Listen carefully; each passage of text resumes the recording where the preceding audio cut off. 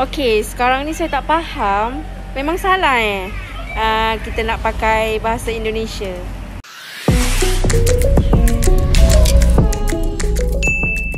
Assalamualaikum warahmatullahi wabarakatuh. Kembali bersama dengan kami di channel ini. Ya, buntut dari ucapan Perdana Menteri Malaysia yang berulang-ulang mengucapkan kata ketimbang dan telah dimasukkan ke dalam kamus Dewan Bahasa. Warganet tetangga masih membahas soal ini hingga ada yang mengatakan bahasa Melayu kita lain, bahasa Indonesia lain. Masing-masing ada laras, tata bahasa, sebutan dan makna yang berbeda. Jangan do keliru, memang ada perkataan yang sama tapi kebanyakan berbeda. Kita dah ada pelancaran, kenapa nak guna peluncuran? Kita dah ada berbanding, kenapa guna ketimbang? Sebab tu orang Indonesia tuduh kita maling, suka curi kepunyaan mereka. Orang Malaysia gunalah bahasa Melayu, jangan gairah nak berbahasa Indonesia. Kemudian ada juga yang mencuit, bagi yang tidak pernah menonton drama sinetron Indonesia mungkin akan berasa janggal apabila dengar ucapan Perdana Menteri ketika membentangkan belanjawan 2025. Paling curi tumpuan warganet ialah perkataan ketimbang yang merupakan istilah bahasa Indonesia dan bermaksud mudahnya ialah berbanding atau daripada. Ini belum lagi perkataan kebijakan yang pasti ramai keliru menyangka ia berarti perihal bijak, padahal maksud sebenar dalam bahasa Indonesia ialah polisi atau dasar. PMX masih sok sendiri konon hebat dalam isu bahasa, tetapi terlupa dia sedang berucap perkara amat serius dan bukannya kelas belajar bahasa Indonesia. Apa masalah PMX seolah-olah mau memartabatkan bahasa Melayu tetapi bangga dengan bahasa Indonesia? Hina sangatkah citra bahasa kita sendiri? Ya, di video kami sebelumnya memang ada juga warganet yang ditegur karena menggunakan bahasa Indonesia, dan ada juga riset yang mereka lakukan bahwa orang-orang muda di negara tetangga sedang menggandrungi bahasa Indonesia. Followers aku banyak orang Indonesia dekat TikTok. Jadi aku cakaplah bahasa Indonesia sebab aku malas nak translate. Lepas tu datanglah si orang Malaysia ni, dia katalah, kenapa nak kena cakap bahasa Malaysia? Tak bangga ke dengan bahasa sendiri?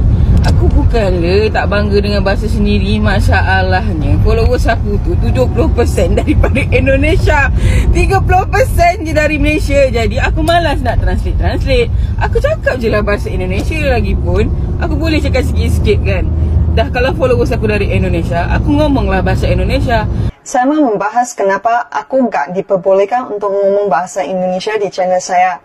Kan namanya juga channel saya, channel Irifan. Itu I nak cakap bahasa Indonesia, itu kan suka hati I. Itu gak ada dosanya saya mau ngomong bahasa apa. Itu kan terserah saya. Terus kenapa itu kemampuan saya ngomong bahasa Indonesia dipermasalahkan? Saya kuliah di Indonesia, saya mau ngomong dalam medok Indonesia kan itu wajar. Itu kan terserah masing-masing. Jadi saya nggak tahu kenapa itu malah diperbesarkan, dipermasalahkan kan. Dia berkenaan dengan bahasa Indonesia dan seorang rakyat Malaysia. Rakyat Malaysia lah begitu. Rakyat Malaysia yang dihujat kerana menggunakan bahasa Indonesia. Dan saya juga sebenarnya memiliki pengalaman yang sama. Bahkan saya diminta diusir daripada Malaysia untuk pindah ke negara Indonesia. Jadi saya jadi bingung. Kenapa ya? Kalau saya menggunakan bahasa Indonesia harus pindah negara begitu. Jadi orang-orang lain yang menggunakan bahasa Inggris, bahasa-bahasa Asia yang lain, kenapa dipuja-puja begitu? Kenapa kalau menggunakan bahasa Indonesia bahkan disuruh pindah negara, guys? Jadi aneh sekali. Okey, sekarang ni saya tak faham. Memang salah kita nak pakai bahasa Indonesia. Oh, kalau macam tu tak apalah. Serba sedikit tentang apa itu penyebaran bahasa. Jadi berbalik semula pada soalan iaitu bagaimana TikTok ini boleh menjadi satu medium penyebaran bahasa Indonesia kepada masyarakat di Malaysia, terutama dalam golongan pelajar. TikTok ini merupakan media sosial yang mempamerkan video-video pendek. Daripada data yang dikumpulkan, kalau boleh kita lihat pada skrin, telah ditunjukkan seramai 58.1% responden kita, iaitu daripada 105 orang pelajar Universiti Malaya telah memilih TikTok sebagai media sosial, aplikasi media sosial yang utama yang mampu menyebarkan pengaruh bahasa Indonesia dalam masyarakat tempatan.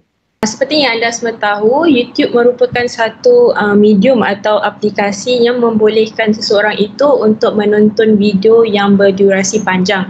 Dan selalunya video-video yang berdurasi panjang ini adalah dalam bentuk filem ataupun drama-drama yang berseries. Jadi kalau kita lihat masyarakat di Malaysia, terutama sekali pelajar Universiti Melaya, selalunya dalam YouTube ni mereka akan menonton sinetron yang biasanya episodnya lebih kurang 100 episod.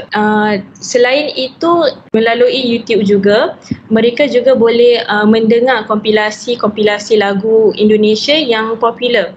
Oleh itu, pada pendapat saya, itulah merupakan satu alasan yang mana pendedahan yang lama atau panjang itu menyebabkan tersebarnya bahasa Indonesia.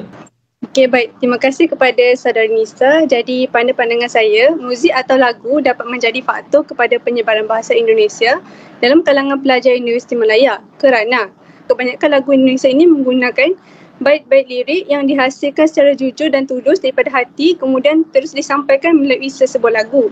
Secara umumnya, golongan influencer ini adalah golongan yang berpengaruh dan mampu untuk menyebarkan pengaruh bahasa mereka dalam kalangan pelajar di Universiti Melaya.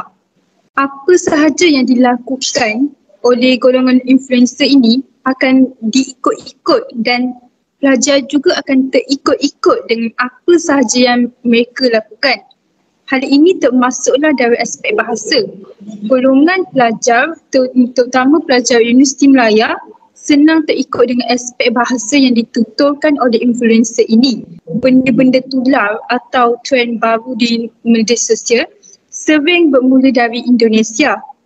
Seperti yang kita tahu, drama Indonesia ini memang daripada dulu lagi telah banyak disiarkan di siaran TV di Malaysia. Malah sejak beberapa tahun yang lepas, Astro sendiri telah menyediakan satu saluran khas untuk rancangan televisyen dari Indonesia saja. Jadi kalau sesiapa yang meminati drama Indonesia, mereka boleh membeli saluran tersebut untuk menonton drama-drama khas daripada Indonesia. Kita ni dibesarkan dengan drama dan sinetron daripada negara jiran. Mungkin bukan semua, tapi saya pasti ramai yang menonton drama-drama Indonesia sewaktu mereka kecil. Nah, disinilah yang kita dapat katakan bahwa tetangga sebelah ini memang aneh. Di satu sisi mereka bilang bahasa Indonesia adalah bahasa Melayu. Kemudian di sisi lain mereka melarang warganya menggunakan istilah-istilah ataupun bahasa Indonesia. Sedangkan bahasa Inggris atau bahasa rojak mereka budayakan. Maka tak heran para pakarnya membanding-bandingkan identitas berbahasa, berbangsa dan bernegara dengan Indonesia.